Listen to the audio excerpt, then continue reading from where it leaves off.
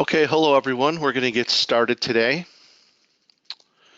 So, welcome. I know it's been a while for those of you that have been faithful in joining us for our previous ones. It's been a while since we've done a webinar. Our last one was in December, but we had a little thing called a merger with a few companies that some of you might heard of. So now we're Litera Microsystems. So we've tried to get our ducks in a row a little bit and kind of figure out the game plan moving forward. So today, our webinar is going to be a little different. For those of you who've joined before, you know we do a lot of talking and as well as some hands-on. Today I'm going to talk more at a high level around DocXtools, some things that drive value for DocXtools, and then kind of some spring cleaning around, what are some things you can look at to maybe improve your configuration, upgrade to the newest version, things of that nature. I will do a little tidbit at the end to give you one little demo thing, a little trick that a lot of people don't know about around style application. I'm going to show you that. Moving forward, will be more traditional in terms of our approach to the webinar. So for those of you who don't know me, my name is Mike Plum. I've been at Microsystems for about 8 years now, and in the legal technology world, probably about 15 years or so. I've done a lot of things around training, tech writing. I was a consultant here for a long while, so did a lot of configurations, maybe did some of your configurations as well. Now I'm more on the customer enablement side of things, helping our customers that buy the software just to make sure they're actually getting the value that they purchased. We don't want you to have shelfware. We want you to use your products, and we want to help you make sure that the people at your firm are using your products. And then I do a lot of things like this, the webinars, trainings, things of that nature. We do on-site training, we do regional trainings, recordings, et cetera, et cetera. During the session today, if you have any questions, go ahead and type them in the question window in the webinar screen you have there. We're doing these a little shorter, these webinars now, about 30 minutes in total. So I'll go for 20, 25 minutes. And then if there's any questions, we'll answer them. If we don't get to everyone during the session, we'll get back to you afterwards. We'll reach out and we'll get them all answered. So don't worry about that. Okay, so let's talk a little bit just about the value of DocXtools. So actually, recently, I just mentioned classes. I taught our full DocXtools class here in the Chicago office just a few weeks ago, and there were actually quite a few things that resonated in the class that I'd like to cover today. DocXtools, in my mind, is akin to that tried and true solution that just kind of works. And because of that, even though it's providing a lot of value, maybe everyone at the firm is not using it, or it's been a while since you've upgraded and you're missing out on some of the enhancements we've added, even over the last few years. So today I'm going to talk about and discuss and reiterate some of the reasons why DocXtools adds value, and then talk about a couple of areas where an upgrade to the latest version might be beneficial. So we add value in several areas. One is it's really configured specifically for your environment.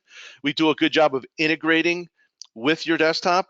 We improve efficiencies of styling and automating your processes, and we can really become part of your workflow and streamline it so it's just part of your everyday solution.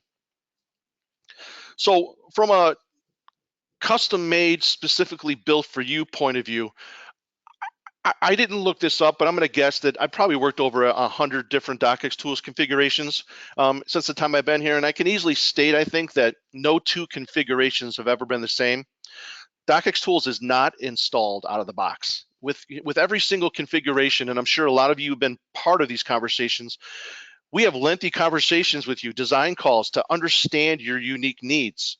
We want to build the right configuration for you based on your documents, based on the problems and issues you see, your workflows, and the users that are at your firm. And all these things come together to give you the configuration that's right for you. So first, we want to understand how you work. So we want you to take us from point A to point B and so on. How do documents come into the firm? What do you do first? What's the state of that document? Then we want to know the types of common issues you run into. Issues with numbering schemes or non-firm styles or corruption, etc.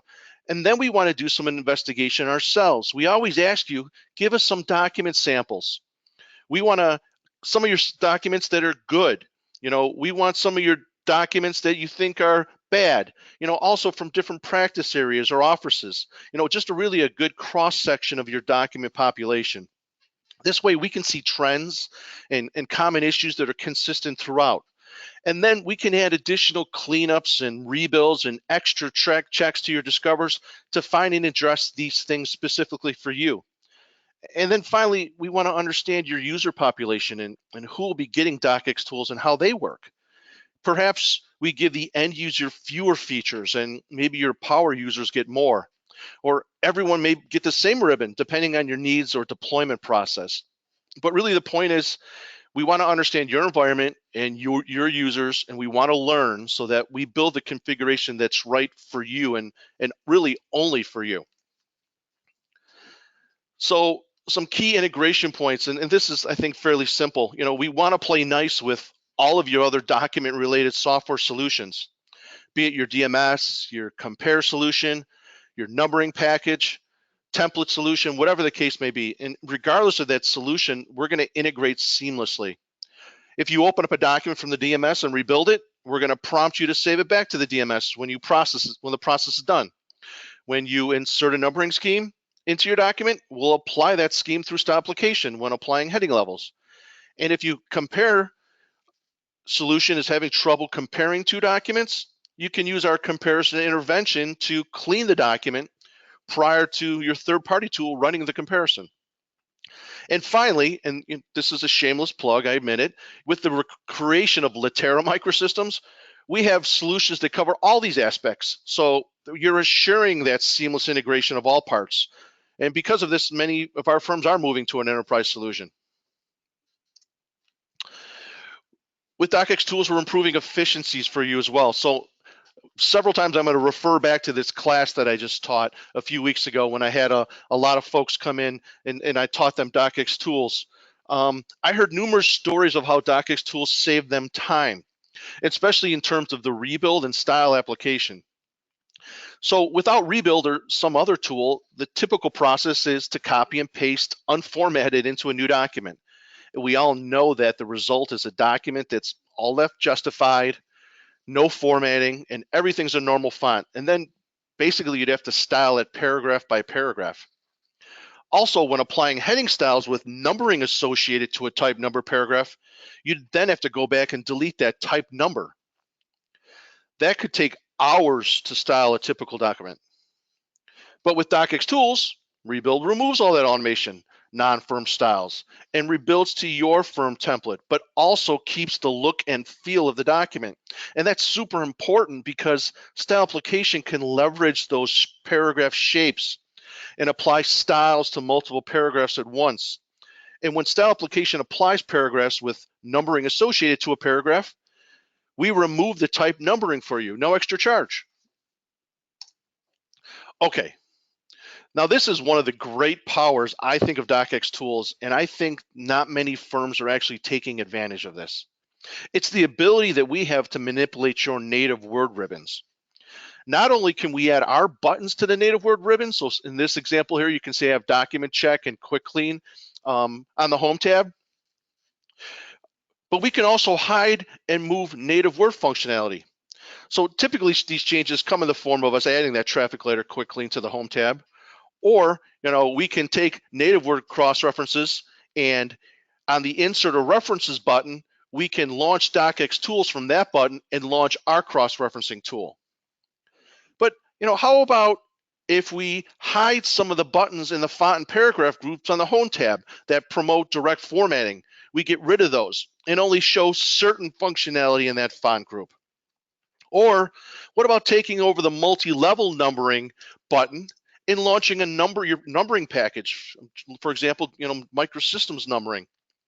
By making these types of changes, not only are you streamlining your ribbons for what is really important, but also adding DocXtools functionality onto your native word ribbons. So users don't have to go somewhere else to find special features. They just run them where it makes sense.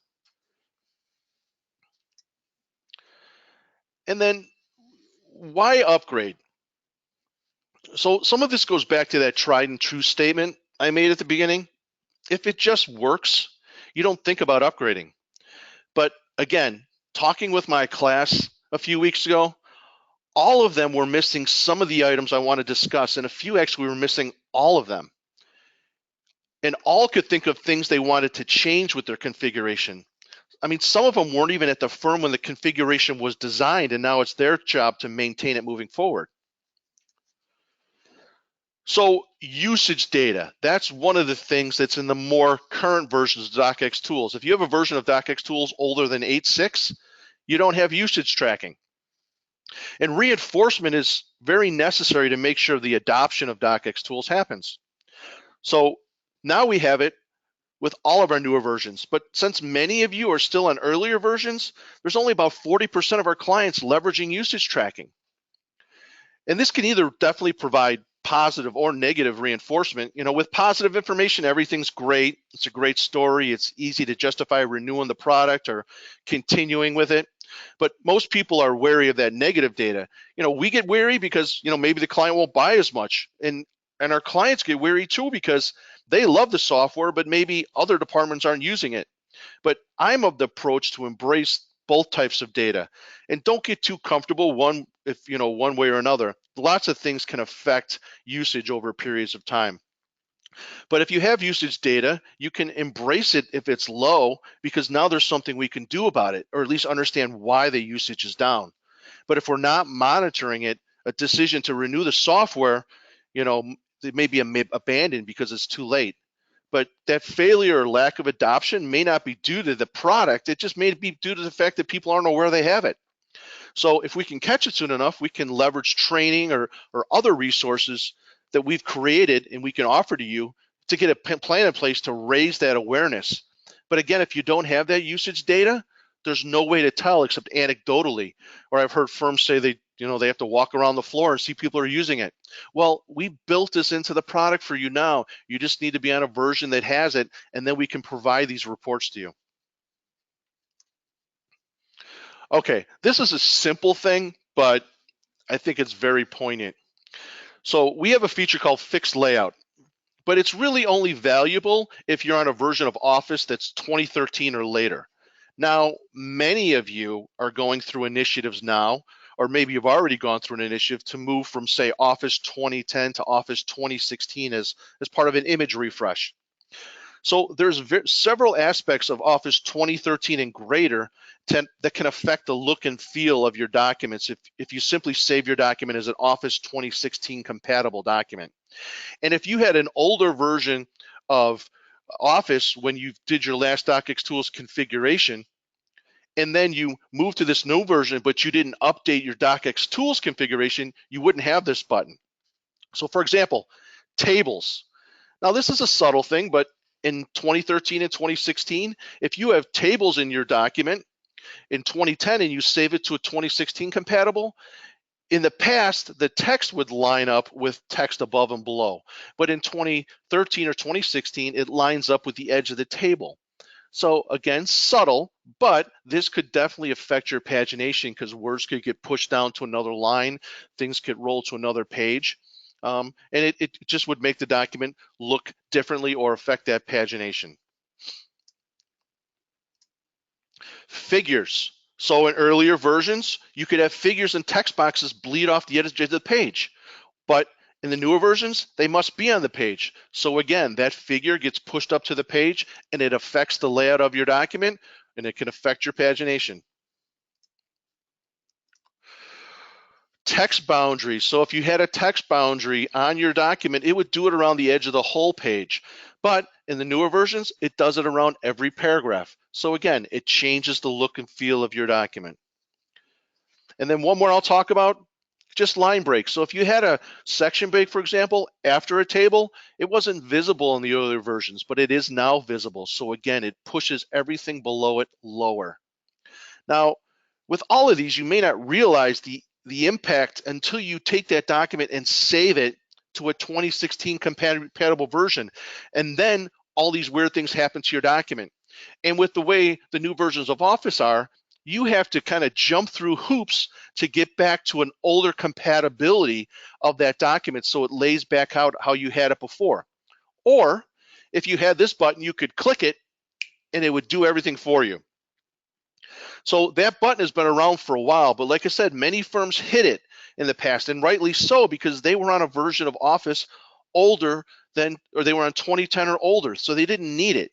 But if you're moving to 2016, you need this button on your ribbon, and it's not going to be happen just by upgrading. You're going to have it promoted to your ribbon. And again, when I was in my class a few weeks ago, people didn't even know this button existed, and they were in the midst of going to Office 2016, and they couldn't believe how easy this was to fix these things. There's a couple cross-reference features that we added in the past as well that, again, going back to the class, some people didn't even know these existed. So there's two I'll talk about. We're just going to talk them briefly. And really, for all the features I'm talking about, I know I've touched on rebuild, style application. I'm going to touch on cross-references, fixed layout. I've already done webinars on all of these things. You can go out to our YouTube page and you can find all of them. I'm just highlighting some things that might be pertinent to you now that might help drive you to actually, update your configuration to add these things. So with this cross-referencing feature, if you've used cross-references in the past, you knew in our older versions, we always had problems with section or not section. So in this example, the paragraph says something like, see section 6.5a and section 6.5b, because the word section is part of your numbering scheme, so it gets added when you add the cross references. But it's better flowing and reading to say see section 6.5a and 6.5b.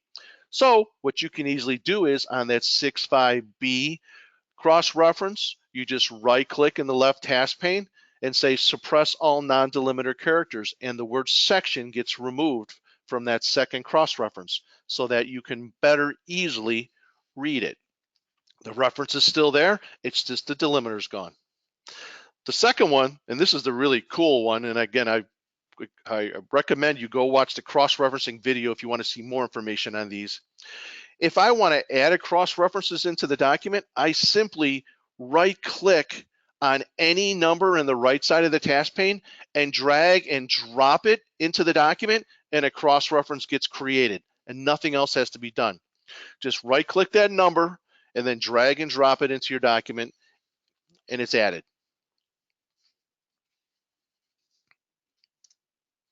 The last thing I want to talk to before I show you that quick tip, maybe it's the second from last thing actually, but it's just important to take a fresh look. Like I said earlier, many of you inherited the configuration of DocXtools you have. You might not have been involved in the decision making to affect how you look and feel at these. When we were in the classroom training, we talked about this too. All of the users really love our targeted tools, but they don't use every single one of those things. I mean, let's be honest, how many of you people have actually used JSON tabs for removing them recently? Probably not many of you. Why not clean up that list and remove the items you never use so that new users coming in, they have less of a list to deal with? Extra clicks. Nobody wants an extra click. In style application, when we run style application, some of you have a green checkbox that you have to pick the style and then click the green checkbox to actually apply the style application. But did you know there's a simple configuration change that I can remove that checkbox and the style gets applied by just selecting the style from the dropdown? I could save you 5-6 clicks a day. How many clicks is that over a year? Nobody wants those extra clicks, and these are some simple configuration changes we could help you with to make your process much more slow. Much quicker, not slower. Why would you want to be slower? Now this third one, remove red X. I mean, this one sounds ridiculous because we had our red X in our older versions of DocXtools to close the task pane, but you guessed it, some of the people in our firm or some in our classroom sessions still had the red X there, and it's because they upgraded to a new version, but they just did it themselves and they didn't clean up some of the things they don't need. So again, cleaning up some of these items. Everyone in the class was a big fan of do-it-yourself. They were all power users, just like yourselves. They used do-it-yourself. They were creating their own custom macros, or they were going in to do-it-yourself and running some routines that they did often. Well, why not take those and promote those to the ribbon so other people can take advantage of them, or you don't have to go click 5-6 levels down to do some of these things. So again, it's all about saving you even more time and giving you less clicks. This one is a little more technical, but I'm going to, part of what the quick tip I show you, will go into it to enhance your style filters. So style filters, super quick, is how we know what to find when we run style application, different things, numbering schemes, different indent levels and things of that nature. A trainer in the class loved DocXtools, but there was still a certain scenario where she took hours to style a certain type of document that had a very unique numbering scheme because it wasn't getting picked up by style application. Well, guess what? Our consultants here can actually modify these style filters to pick up all different unique types of things. We can create a custom style filter for you to find those unique shapes, put them all in a bucket together, and apply the styles. So another thing where a fresh look or a new type of document was introduced to your firm that wasn't accounted for the first time we built it, we can modify those filters so that you can add that to your efficiencies of styling. So think about that when you do a style application. Is there anything we're not finding for you that you still do by hand? Don't do it anymore. Have us fix those for you so that you can quickly style the document. And the last thing I'm going to talk about is DocXtools Companion. If you all on the phone have DocXtools, you get DocXtools Companion for free. Yes, for free. It costs you nothing, zero, nada. You get DocXtools Companion for free. So if you don't have it installed, see if you have it downloaded. If you don't, call us and we'll get it installed for you. DocXtools Companion is the ultimate companion with DocXtools, geared for all users, but really super powerful for your end users. It can quickly fix numbering, cross-referencing, and table of contents issues. It can quickly address scan document issues with one click of a button. And then it also has a bunch of consistency cleanups that you can run as well to address those things. It's these easy buttons you can click on to fix different aspects of your document. And the nice thing about DocXtools Companion too, if you click on something you don't like the result, you can always undo it by doing Control-Z or hitting undo. It's super simple, it's super easy, and it's free. You get it as part of DocXtools. There's no hitch here. It's free. So if you don't have it, ask for it and use it. It's a great tool. It's a great tool. All right, I've talked enough. We're coming up a little bit on time. I promised you one tip that I was going to show you, so I am going to jump into Word real fast here. So this was the tip I showed the people. Again, I know I keep on talking about the classroom, but this is the tip I showed the people in the classroom and they really liked it. So this is just a simple document. I have 2 paragraphs highlighted because they have unique indents. And when I run style application on this document, I have no numbered topics or paragraphs, so I'm just going to scan for body. When I run my scan for body, you'll see if I start clicking on these, and I highlighted just so it's easy, you can see that the 2 highlighted paragraphs didn't get picked up in this filter. Everything else did. So you might wonder yourself, and you might have run into the situation, why didn't these paragraphs get picked up? So the way to find out why it didn't get picked up, I can highlight that paragraph, and if I right-click on the filter and say, why is this selected paragraph not under this filter? Well, it tells me the first line indent is not within the filter's first line indent range, and the left indent is not within the filter's left indent range. These are these filters I'm talking about where the client we just mentioned where she was still manually. So we can modify these filters. That's what these yellow folders are, to find these. But I'm going to pinch, and I have 100 of these things. I need to style them now. Well, if I have one of them highlighted, I can left click and drag it to the active document. And when I drop it on the active document up top here, I can say then scan entire document, and it's going to look throughout the whole document and create a filter on the fly for me to see what else matches that unique paragraph. And you see it found all the ones that had that unique paragraph, and now I could just style it like I would any other group. So if you have a unique paragraph style that's not getting picked up by any of your filters, highlight it, drag it onto the active document, say scan document, and it'll look for anything that matches, and you can style it. And that's all I wanted to talk to you about today. I know this was a different format. Like I said, I wanted to talk about DocXtools at a high level. If you wanted to learn about DocXtools features, you can go back to our YouTube channel and find all of those. I'm going to just jump ahead here to tip a day. Our next topic is going to be on Change Pro, one of the new Litera products we gathered. Moving forward, we're still building out our schedule for the year, but they will be every Wednesday at the end of the month. So I know a few questions have come in. I'm just going to go here. So again, check out our new support site, visit YouTube and search for Litera Microsystems. If you have any questions, send it to Training at Litera. I'm going to mute myself for 1 second and take a look at the questions and see what we can answer in the last couple minutes here. So hang tight.